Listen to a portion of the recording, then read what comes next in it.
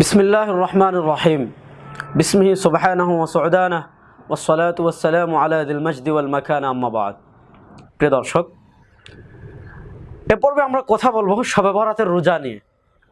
আমাদের দেশের ধর্মপ্রাণ মুসলমান যারা আছে, ধর্মপ্রাণ মুসলমানরা সাধারণত লাইলাতুন নিসফি মিন শাবান অর্থাৎ 14 তারিখ দিবাগত রাতের পরের দিন যে দিনটা আছে, ওই দিন অনেকেই রোজা রাখেন। আসলে ওই দিন রোজা রাখা যাবে কি না, এখানে আমি প্রথম মৌলিক যে কথা বলবো, যে কথা ইমাম ইবনে রাজাব হাম্বলী রাহিমাহুল্লাহ লাতাইফুল মাআরিফে বলেছেন 189 নম্বর পৃষ্ঠায়।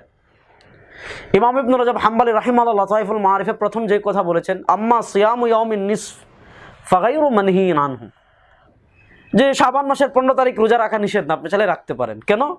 ফাইন্নাহু মিন জুমলাতি আইয়ামিল বীজ, এটা আইয়ামে বীজ, যে 3 দিন মাসের 3 দিন রোজা রাখা সুন্নাহ, আইয়ামে বীজের দিন হিসাবে আপনি রোজা রাখতে পারেন। আর দ্বিতীয় কথা, এরপরে বলেন ওয়াকাদ ওয়ারাদাল আমরু বিসিয়ামিহি মিন শাবান বিখুসুসি, স্পেশালি আলাদাভাবে রাসূল করিম সাল্লাল্লাহু আলাইহি ওয়াসাল্লাম শাবান মাসে বেশি করে নফল রোজার কথা হাদিসে পাওয়া যায়। এক তো আইয়ামে বীজের রোজা, আরেক রাসূলুল্লাহ সাল্লাল্লাহু আলাইহি ওয়াসাল্লাম এই মাসে বেশি রোজা রাখতেন অন্যান্য মাসের তুলনায়। এই হিসাবে আপনি চাইলে শাবান মাসের 15 তারিখ রোজা রাখতে পারেন, কোনো সমস্যা নাই।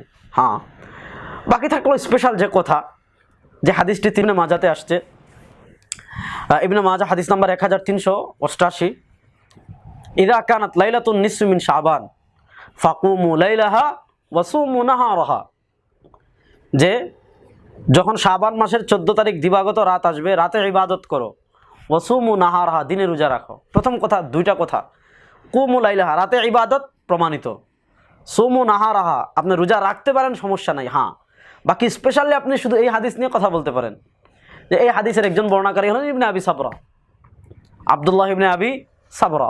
তার ব্যাপারে কিছু মুহাদ্দিস শক্ত জরাহ করেছেন, কিছু মুহাদ্দিস হালকা জরাহ করেছেন। আবার এই কারণে কোনো ইমামগণ এই হাদিসকে বলেছেন লা ইয়াসিহু, যে হাদিসটি সহিহ না। যেমন ইবনুল জাওজি ইমাম ইবনুল জাওজি আল ইলালুল মুতানাহিয়াতে বলেছেন হাদা হাদিসুন লা ইয়াসিহু, এই হাদিসটি কিনা সহিহ না। তো প্রথম কথা, সনদের দিক থেকে এই হাদিসটি সহিহ না, কিন্তু এই হাদিসে দুইটা মেসেজ আছে। একটা মেসেজ যে কুমু লাইলাহা, এটা স্বতন্ত্রভাবে প্রমাণিত, ওয়া সুমু নাহারাহা পরের দিন দিনে রোজা রাখার কথা আপনি একাধিক কারণে রাখতে পারেন।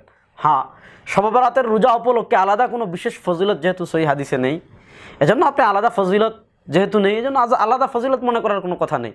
অন্যান্য দিনের মতো নফল রোজার আপনি রাখতে পারেন, আইয়ামে বীজের রোজার তো এমনিই ফজিলত আছে, শাবানের রোজার ফজিলত এমনিই আছে, এজন্য আপনি হিসাবে রোজা রাখতে পারেন। নফল রোজার তো এমনিই ফজিলত আছে, রাখবেন। সারা বছর যেহেতু রোজা